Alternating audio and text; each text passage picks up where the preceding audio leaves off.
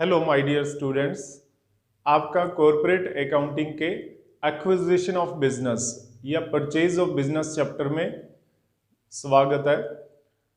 हम purchase of business की कुछ एंट्रीज सीख चुके हैं, यानी कि एक वेंडर होता है और एक परचेजर होता है। वेंडर अपना बिजनेस सेल कर रहा है और इस चैप्टर में एक आम आदमी यानी कि सोल प्रोप्राइटर या एक पार्टनरशिप फर्म अपना बिजनेस सेल करती है कंपनी को। और एक चैप्टर होता है अमेलगामेशन ऑफ कंपनीज, जिसमें एक कंपनी दूसरी कंपनी को अपना बिजनेस सेल करती है। तो इस चैप्टर में एक आम आदमी यानी कि सोल प्रोप्राइटर जो अपना बिजनेस कर रहा था या एक पार्टनरशिप फर्म जो अपना बिजनेस कर रही थी, तो वो अपना बिजनेस सेल करते हैं एक कंपनी को और कंपनी उसी बिजनेस को परचेज करके बनती है। तो अब इस चैप्टर में दो तीन तरह के मेथड हैं, दो तीन तरह के क्वेश्चन हैं। तो जो मेन मेथड या क्वेश्चंस बनते हैं वो किस चीज के हैं कि एक प्रैक्टिकल प्रॉब्लम आती है। प्रैक्टिकल प्रॉब्लम क्या कि जैसे 1 अप्रैल 20 को एक फर्म ने कंपनी को अपना बिजनेस सेल किया। एक फर्म ने अपना बिजनेस एक कंपनी को सेल किया, एग्रीमेंट किया, मान लो 10 लाख रुपए में। लेकिन एक फर्म डिसॉल्व होने में भी टाइम लगता है, फॉर्मेलिटीज में टाइम लगता है, तो उधर से कंपनी के रजिस्ट्रेशन में भी टाइम लगता है। रजिस्ट्रेशन को इनकॉर्पोरेशन और हिंदी में समामेलन कहते हैं। इसका क्या मतलब हुआ कि मान लो कि 1 अप्रैल को बिजनेस सेल हुआ है और 1 अगस्त को कंपनी का रजिस्ट्रेशन हुआ है, जबकि बिजनेस तो 1 अप्रैल को यानी कि साल के पहले दिन ही सेल हो गया था 2020-21 में। तो फिर बिजनेस तो चलता रहेगा और पूरे साल का प्रॉफिट होगा। पूरे साल के प्रॉफिट में एक प्रॉब्लम आएगी, सिर्फ इस साल, आने वाले सालों में जो भी प्रॉफिट्स होंगे वो सिर्फ कंपनी की एंटिटी के तौर पर कंपनी के ही होंगे। लेकिन इस साल के जो प्रॉफिट हैं, जिस साल पार्टनरशिप फर्म से एक कंपनी बनी है यानी कि रजिस्ट्रेशन हुआ और रजिस्ट्रेशन की प्रोसेस 4 महीने चली और फिर जाकर कंपनी का जन्म हुआ या इनकॉर्पोरेशन हुआ या समावेलन हुआ या रजिस्ट्रेशन हुआ, तो प्रॉफिट तो पूरे साल का P&L अकाउंट बन चुका होगा और प्रॉफिट निकल चुके होंगे। और हमें क्या करना होता है कि उस प्रॉफिट के 2 पार्ट करने पड़ते हैं। एक पार्ट तो जब फर्म के तौर पर प्रॉफिट कमाया और एक पार्ट जब कंपनी के तौर पर प्रॉफिट कमाया। जब फर्म के तौर पर प्रॉफिट कमाया तो वो पहले 4 महीने हुए, जैसा कि मैंने एग्जांपल दिया वैसा ही एक एग्जांपल यहां पर देकर आपको रूल्स भी बताने की कोशिश करूंगा और एक क्वेश्चन भी आप सोल्व कर लोगे। फिर चाहे किसी भी बुक का किसी भी लेवल के क्वेश्चन क्यों ना हो, आपका बेस तैयार हो जाएगा इस चैप्टर का। और किसी के पास कोई बुक नहीं है या किसी और यूनिवर्सिटी का है या CS का सिलेबस भी कर रहा है, तो कोई खास प्रॉब्लम ही नहीं है जी। आपको एक एक चीज के बारे में पूरा बताने वाला हूं मैं। तो अब वापिस ध्यान दो कि हमारा मेन काम क्या रहेगा इस चैप्टर में कि इनकॉर्पोरेशन से पहले के प्रॉफिट क्या है, इनकॉर्पोरेशन के बाद क्या है। कंपनी के तौर पर रजिस्ट्रेशन होने से पहले के प्रॉफिट कितने हैं, बाद के। पूरे साल के प्रॉफिट मान लो 1,20,000 आ गए, तो हम ऐसे थोड़ा कर सकते हैं 4/12 40,000 तो फर्म के हो गए और 80,000 क्या हो गए कंपनी के। ये तो एक नॉर्मल सी बात हुई कि ये तो फिर एक आम आदमी 11th लेवल का वैसे ही काउंट कर लेगा। तो ये चैप्टर हायर लेवल पर क्यों मिलता है आगे, तो कुछ टेक्निकल पॉइंट होते हैं। आपको P&L की नॉलेज होनी चाहिए जो कंपनीज एक्ट में बना हो, यानी कि जो नया परफॉर्म है। और साथ में आपको रूल्स पता होने चाहिए कि पार्टनरशिप फर्म रहने तक प्रॉफिट निकालने की क्या प्रक्रिया होगी, क्या एक्सपेंस होंगे और उसके बाद के प्रॉफिट के लिए क्या एक्सपेंस होंगे। तो अब हमें करना क्या है, तो हमारा जो मेन टॉपिक है इसमें वो क्या है, pre incorporation and post incorporation profits. तो इस टॉपिक को ध्यान से पढ़ो। प्री इनकॉर्पोरेशन समामेलन से पहले, इनकॉर्पोरेशन रजिस्ट्रेशन से पहले और रजिस्ट्रेशन के बाद के प्रॉफिट्स। तो ये तो एक एडिंग हुई, जबकि मैंने बताया कि उस साल तो P&L इकट्ठा बनेगा ना, और P&L इकट्ठा बनेगा तो उसमें प्रॉफिट मिक्स हुए हैं। तो हमारा काम क्या है कि हमें एक स्टेटमेंट बनाना है। स्टेटमेंट बनाने में क्या होगा कि P&L अकाउंट तो यहां तक तो क्वेश्चन ने खुद ही दिया होगा, ये तो हमने क्वेश्चन को देख के ही उतारना है। हमारा मेन काम क्या होगा कि उस एक्सपेंस या P&L के जो भी इनकम है तो उसको आपने बांटना है प्री वाले पीरियड के लिए और पोस्ट वाले। प्री का मतलब एज ए फर्म और पोस्ट का मतलब एज ए कंपनी। किसी ना किसी बेस या रेशियो पर होगा तो वो प्री वाले कॉलम में होगा तो पोस्ट वाले कॉलम में भी जाएगा। तो ये तो हमें रूल अभी थोड़ी देर में ही क्लियर होने वाले हैं। तो सबसे पहले यहां पर चेक करें pre incorporation and post incorporation profits, ये एक टॉपिक है। जैसे मैंने बताया कि फर्म थी, उसने अपना बिजनेस सेल कर दिया 1 अप्रैल 20 को और एज ए कंपनी के तौर पर रजिस्ट्रेशन हो गया 1 अगस्त 20 को, तो 4 महीने लग गए। तो आपको इतना तो पता ही होना चाहिए प्री इनकॉर्पोरेशन का पीरियड कितना है और पोस्ट का कितना है। प्री का मतलब पहले और पोस्ट का बाद का।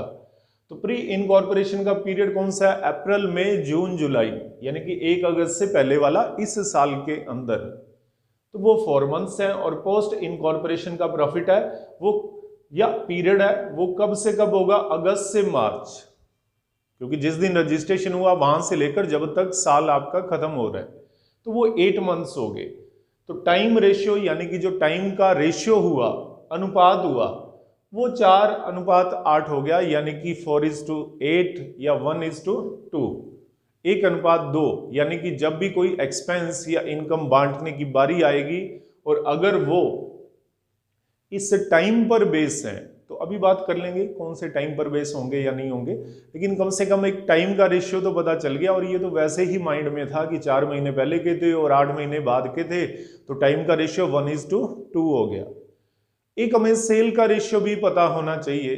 तो सेल के भी दो तरह की कैलकुलेशन बनेगी। एक तो सिंपल आपको सेल बता देगा और एक आपको रिलेशन बताएगा कि उस टाइम में सेल ट्वाइस है, इस महीने की 1/3 है, इस महीने की हाफ है। तो उस तरह से आपको सेल के रेशियो में थोड़ी सी मेहनत करनी पड़ सकती है।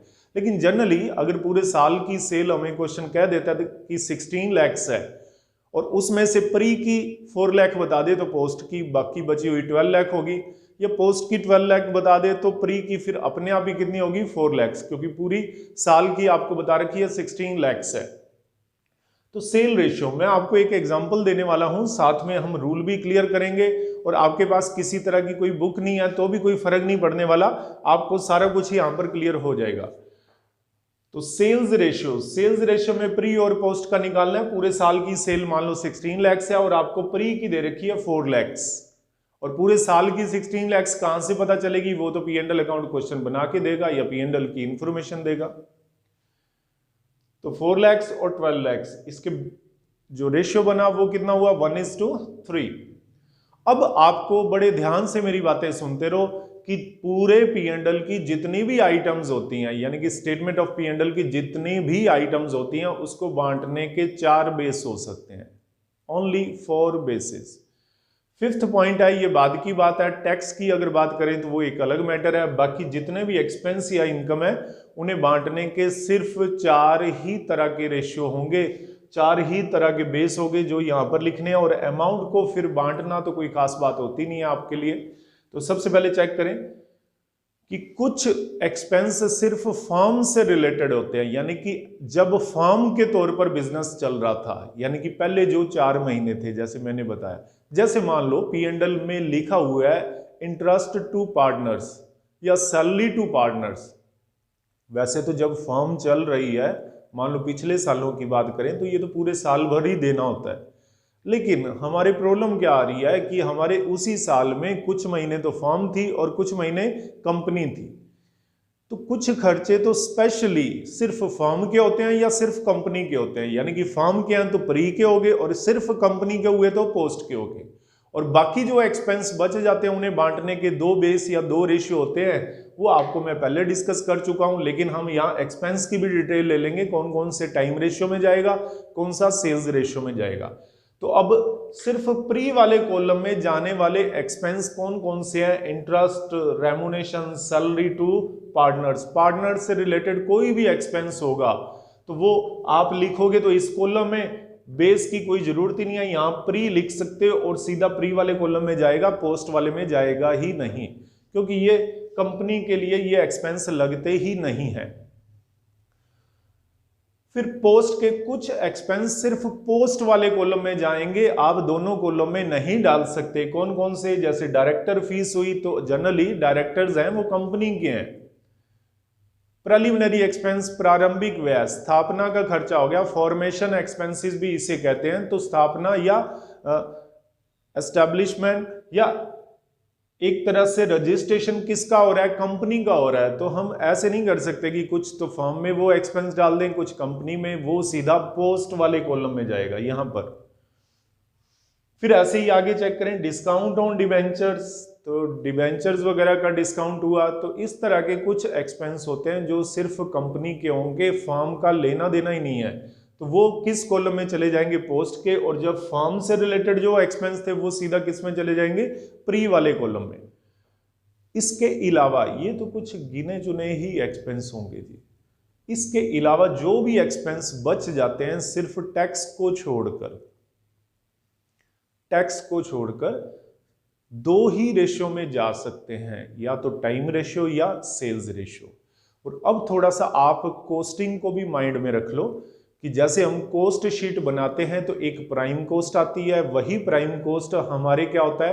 ट्रेडिंग का पार्ट होती है, यानी कि ट्रेडिशनल जो ट्रेडिंग बनाते हैं प्राइम कॉस्ट उसी में आती है। इवन फैक्ट्री के एक्सपेंस भी हमारे किस में आ जाते हैं? ट्रेडिंग में आ जाते हैं।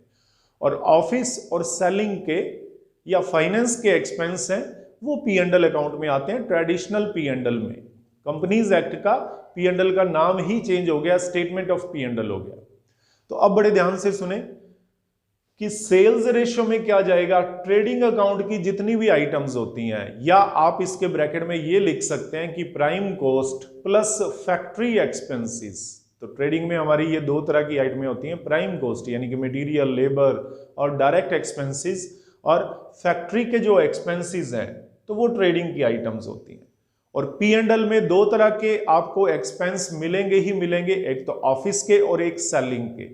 तो जो सेलिंग के एक्सपेंसेस हैं, यानी कि सेल्समैन का कमीशन हो गया, एडवर्टीजमेंट होगी, तो वो जितनी सेल करोगे उसी पर ही डिपेंड होता है।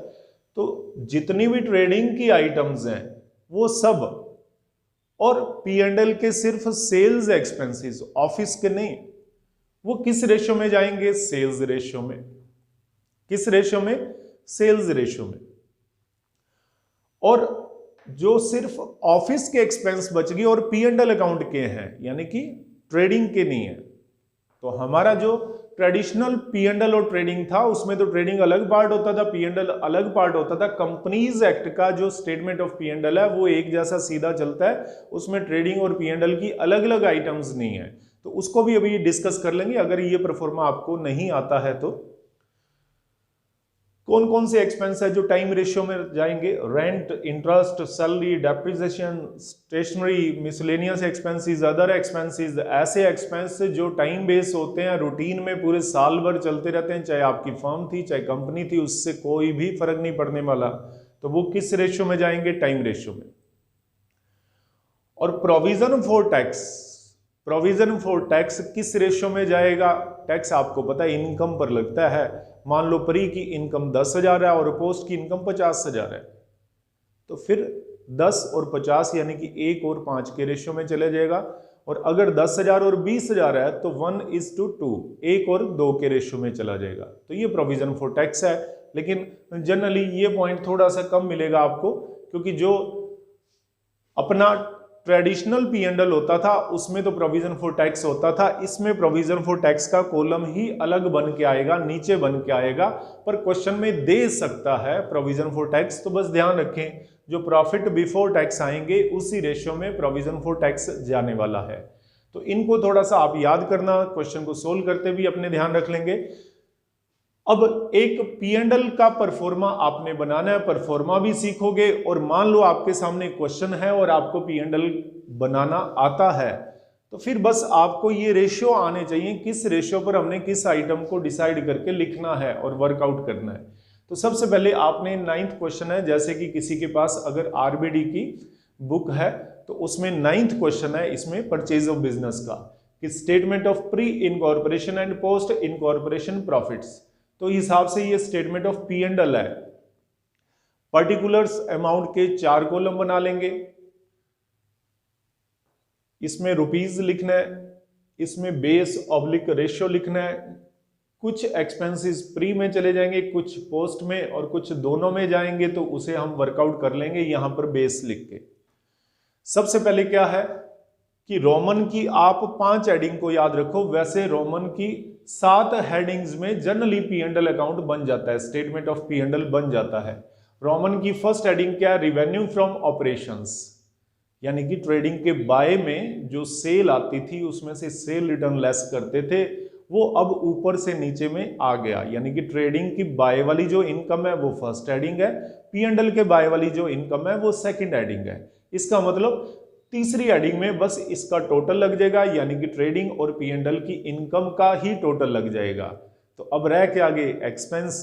तो अगर ट्रेडिंग के 2 के एक्सपेंस और पी एंड एल के 2 के जो भी एक्सपेंस है आपके, सिर्फ टैक्स को छोड़ दिया जाए, वो सारे एक्सपेंसेस एक ही हेडिंग में आ जाएंगे, एक्सपेंसेस। तो अब यहां पर ध्यान दें कि नेट सेल, मान लो कि क्वेश्चन में आपको 16 लाख दी हुई है, तो साथ साथ आप लिखते रहो। अदर रिवेन्यू, अदर रिवेन्यू में क्या है? अदर रिवेन्यू में पी एंड एल की जो भी इनकम है आपकी, यानी कि रेंट, इंटरेस्ट, डिविडेंड, ये सब आ जाएंगे। और बाई चांस मान लो नहीं दिए हुए क्वेश्चन ने, तो वो यहां पर एज इट इज।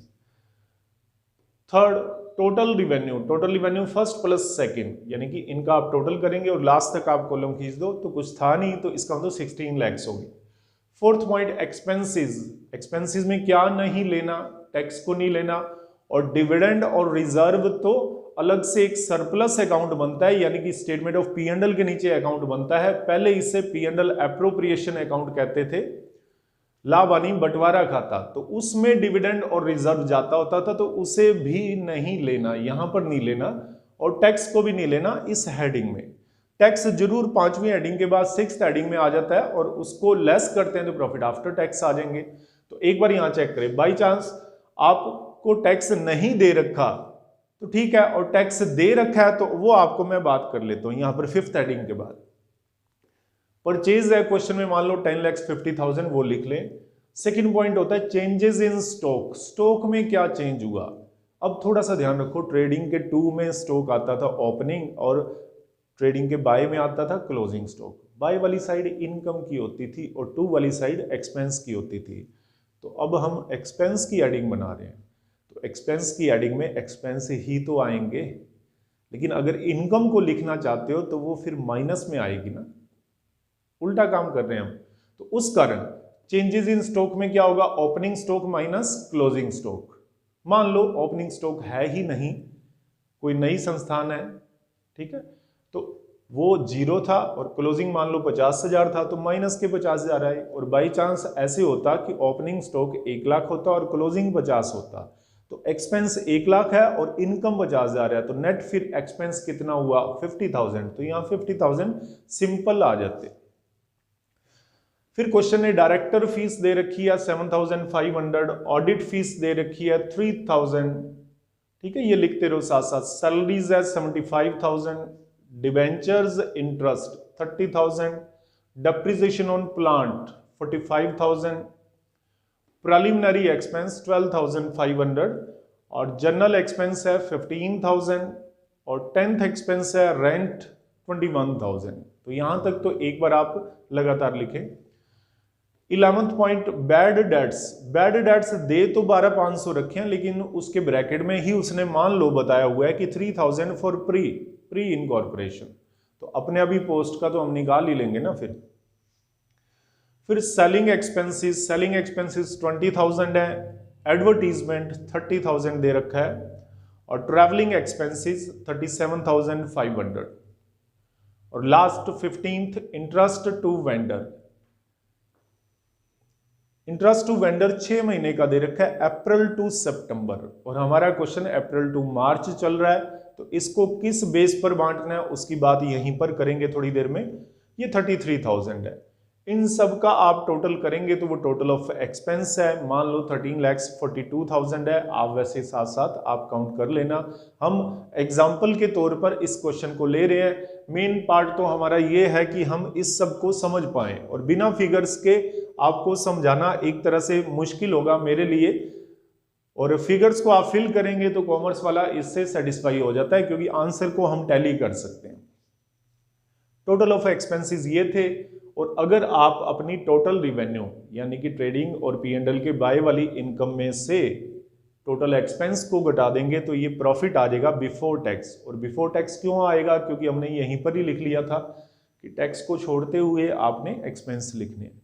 तो 3 - 4, 3 का जो टोटल था उसमें से 4 को घटाएं तो 2,58,000 है। और बाई चांस टैक्स दे रखा है और मान लो वो 58,000 है तो हम 6th हेडिंग लिखेंगे टैक्स एक्सपेंस 58,000, उसके नीचे भी लाइन लगा लेंगे। तो 7th हेडिंग क्या हो जाएगी? Profit after tax. और प्रॉफिट आफ्टर टैक्स क्या होगा? 5th - 6th, 2,58,000 - 58,000, तो वो 2 लाख आपका नेट प्रॉफिट हो जाएगा आफ्टर टैक्स। तो वहां तक का परफॉर्मा आपको बनाना पड़ सकता है।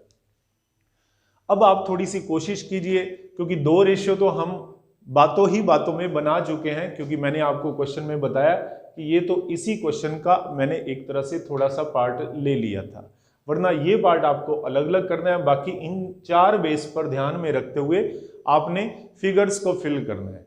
तो कोशिश कीजिए फिगर्स को फिल करने की, और या वीडियो को आप स्टिल कर लेना। इसके जस्ट बाद आपके सामने आंसर आने वाला है, तो अपनी एग्जामिनेशन आपने खुद करनी है। मेरे को लगता है कि इससे कुछ ना कुछ बात आपको समझ आ गई होगी, और यहाँ पर कोई ना कोई बेस या रेशियो भर कर, क्योंकि 4 ही बेस आपके होंगे, या तो डायरेक्ट प्री में जाएगा कोई एक्सपेंस या इनकम, या डायरेक्ट पोस्ट में जाएगी, और जो नहीं बांट पाए इन दोनों में तो वो या तो टाइम रेशियो में जाएंगे या सेल्स रेशियो में। वो बातों ही बातों में हम निकाल चुके हैं। ठीक है जी, आप वीडियो को स्टिल करें और इसके बाद आप अपने आंसर को मिलान करना। इससे पहले figure, welcome again dear friends. अब आप चेक करो जी, स्टेटमेंट ऑफ P&L आप बना चुके थे यानी कि पर्टिकुलर में, और अमाउंट के इस कॉलम में आप भर चुके थे, यानी कि क्वेश्चन को आप उतार चुके थे। मैंने ये कहा था कि आप कोई ना कोई बेस या रेशियो पर आपने प्री और पोस्ट में एक्सपेंस और इनकम को डिस्ट्रीब्यूट करना है। तो आइए मिलान करते हैं, और नहीं भी किया तो आगे आप चेक करो जी।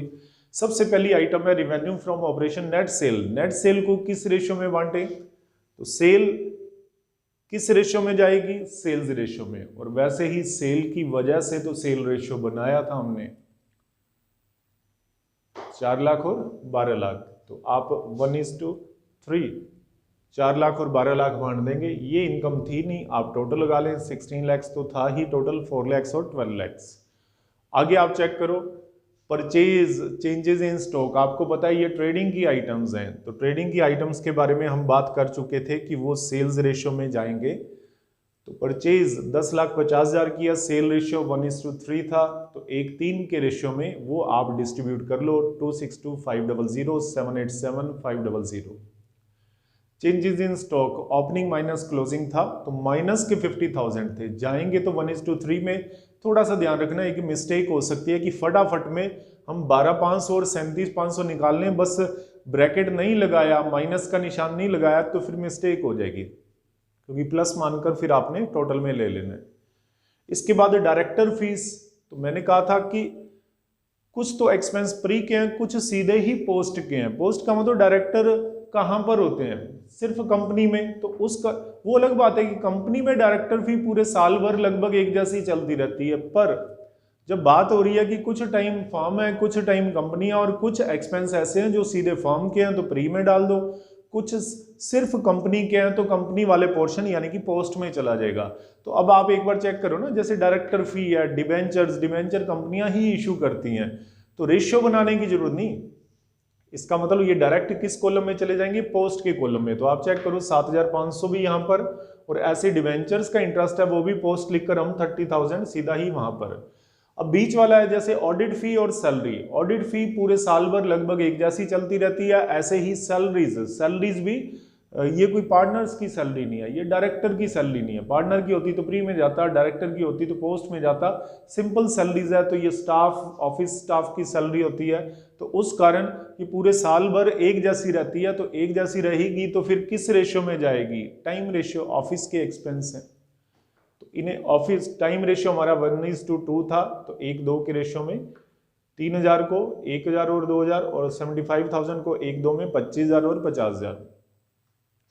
फिर इसके बाद आप डेप्रिसिएशन को चेक करो जो बीच में है। डेप्रिसिएशन पूरे साल भर लगभग एक जैसा रहता है, क्योंकि पूरे साल का आप चाहे किसी भी मेथड से लगाएं, स्ट्रेट लाइन या रिटर्न डाउन से भी क्या, जैसे इंटरेस्ट होता है कंपाउंड करते हैं 3-3 महीने 6 का, तो उस तरीके से तो फिर भी नहीं होता।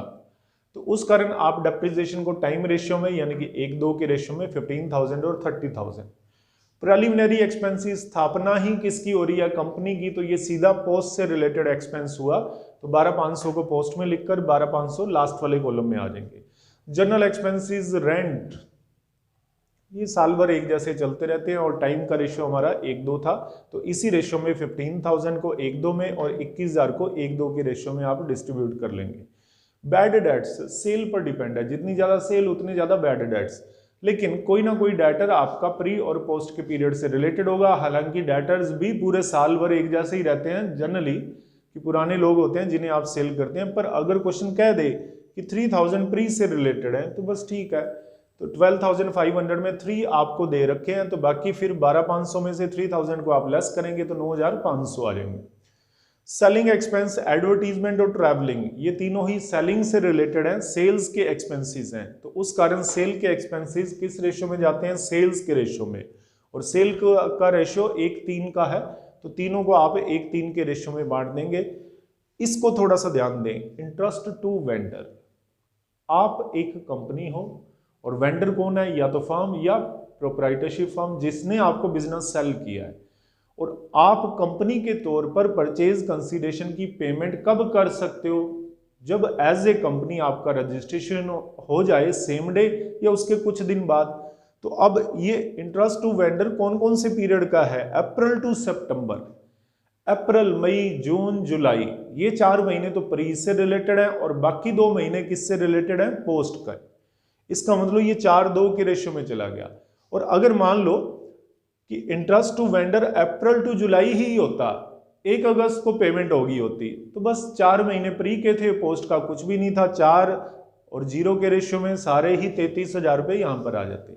और मान लो ये 9 महीने के होते हैं, 9 महीने का मतलब अप्रैल से दिसंबर तक का होता है इंटरेस्ट, तो कोई बात नहीं, अप्रैल से दिसंबर यहां पर लिखते, तो अप्रैल, मई, जून, जुलाई, 4 महीने तो प्री के हो गए और बाकी 5 महीने पोस्ट के हो गए, तो 4-5 के रेशियो में हो जाता। तो अलग अलग गिवन हो सकता है, तो इसको आप डिस्ट्रीब्यूट कर लें।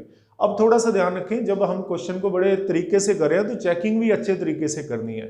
जब हमारे एक्सपेंस का टोटल 13,42,000 था, तो टोटल लगा कर ऊपर से नीचे क्या आ रहा है वो तो आपका कैलकुलेटर बताएगा, पर क्रॉस टैली तो हो सकता है, इन दोनों का टोटल भी 13,42,000 ही होना चाहिए।